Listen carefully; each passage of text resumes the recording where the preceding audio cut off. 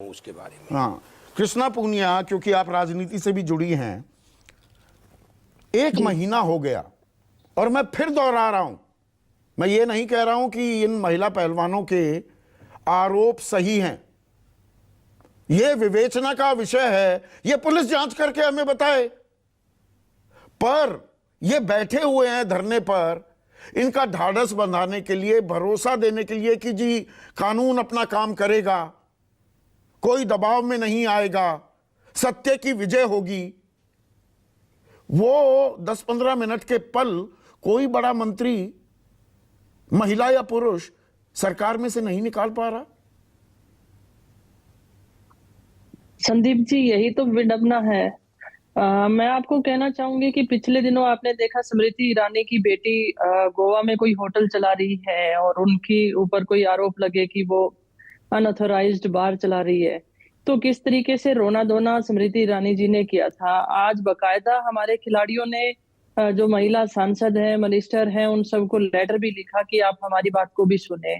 और देखिए, एक नए संसद भवन का जो उद्घाटन किया जा रहा है, उससे बेहतर ये होता कि जो हमारा संविधान कह रहा है, उस संविधान के दायरे में हमारा जो कानून काम कर रहा है वो सही तरीके से काम करे तो ज्यादा अच्छा लगता है। ऐसे खोखले भवन खड़े करके हम क्या करेंगे जब हमारे देश की बेटियां आज सड़कों पे बैठी हैं। और यहाँ पर मैं आपकी बात से इत्तेफाक नहीं रखता हूं। संसद हमारे लोकतंत्र का सबसे बड़ा मंदिर होता है।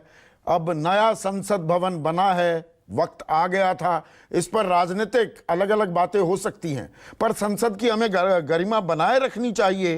पर 28 मई को जब संसद भवन का उद्घाटन कर रहे होंगे प्रधानमंत्री, तब वहां पर महिलाएं धरना प्रदर्शन भी कर रही होंगी। तो ये हमारी संसदीय व्यवस्था के लिए कोई अच्छी फोटो अपॉर्चुनिटी नहीं होने वाली है। मेरी पीड़ा और कंसर्न उसको लेकर है ज्यादा। संदीप जी, मैं समझती हूँ, क्योंकि मैं भी चुनी हुई एमएलए हूँ और हमने संविधान की कसम खाते हुए ये कसम ली थी कि हम जनता के साथ अन्याय नहीं करें। और जब इस तरीके की बात, जब हमारी बेटियां, और मैंने आपके चैनल में पहले भी कहा था कि इस देश के संस्कार इतने कमजोर नहीं है कि कोई बेटी अपनी आबरू को दांव पे लगा के इस तरीके का बयानबाजी करेगी, तो ये एक दुखद है। एक तरफ से मैं, जैसे आपने संसद की बात कही, तो माननीय राहुल गांधी जी ने कहा कि जो भगोड़े हैं, पैसे लेके देश का भागे हैं, उनके ऊपर मोदी नाम की टिप्पणी जब की तो आज उनकी सदस्यता जो है निरस्त कर दी गई। और एक बीजेपी का सांसद जो हमारी बेटियों की इज्जत के साथ खेल रहा है, तो उसके लिए कोई कुछ बोल ही नहीं रहा है, एकदम से चुप्पी छाई हुई है, मीडिया कोई पूछ नहीं रहा है। ऊपर से खिलाड़ियों को दोषी माना जा रहा है, खिलाड़ियों से सवाल किए जा रहे हैं कि आप कि सबसे बड़े दोषी वही हैं कि उन्होंने उनके बीजेपी के सांसद के ऊपर लगे हैं, तो उनको वो दोषी मान लिया जा रहा है। ये वही खिलाड़ी हैं जो हमारे देश के लिए मान मर्यादा बने थे, राष्ट्रगान बजवाया था विदेशी धरती के ऊपर। तो मैं पहले भी कह रही हूँ कि ये हमारे इस देश के संस्कार इतने कमजोर नहीं है कि इस देश की बेटी अपनी आबरू को देश दांव की पर लगा कर। संवेदनाएं कमजोर पड़ गई हैं क्या कृष्णा पूनिया? आप महिला भी हैं, आप चैंपियन एथलीट भी हैं और आप एक एमएलए भी हैं।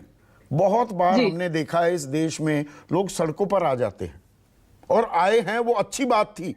इस बार वो जन समर्थन नहीं हासिल होता, उस लेवल का पहलवानों को नहीं मिलता हुआ, ये आपको पीड़ा देता है। ये संवेदनाएं जो देश की हैं, क्या वो कमजोर पड़ रही हैं, या लोग अभी पूरे मामले पर, आरोपों पर भरोसा नहीं कर पा रहे? संदीप जी, पीड़ा मुझे इसी बात की है कि जब ये बच्चियां धरने पे बैठी हैं, बहुत सारी महिलाएं उनसे आके मिल रही हैं, अपनी व्यथा बता रही हैं। अभी 2 दिन पहले मैं धरने पे गई तो मैंने वहां जो इन बच्चों की बातें सुनी, तो उनकी परिपक्वता जो सुनी है कि अगर इस बार हम इस धरने से हार कर उठ जाते हैं तो कभी कोई बेटी न्याय की उम्मीद नहीं कर पाएगी।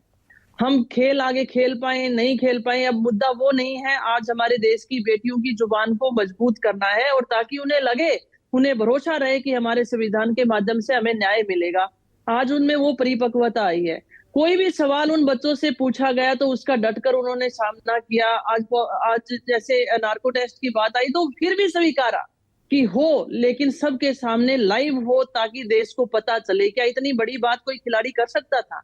वो पीड़ा में है, वेदना में है, और ये बात सही है कि हमारी संवेदनाएं मरती जा रही हैं। मैं देशवासियों से कहना चाहूंगी कि जब तक समाज में संवेदनाएं हैं, तब तक इस देश की एक अपनी परंपरा और मजबूती है, उसे मरने मत दीजिए। इन बच्चों के साथ खड़े होइए ताकि हमारी बेटियों को न्याय मिल सके।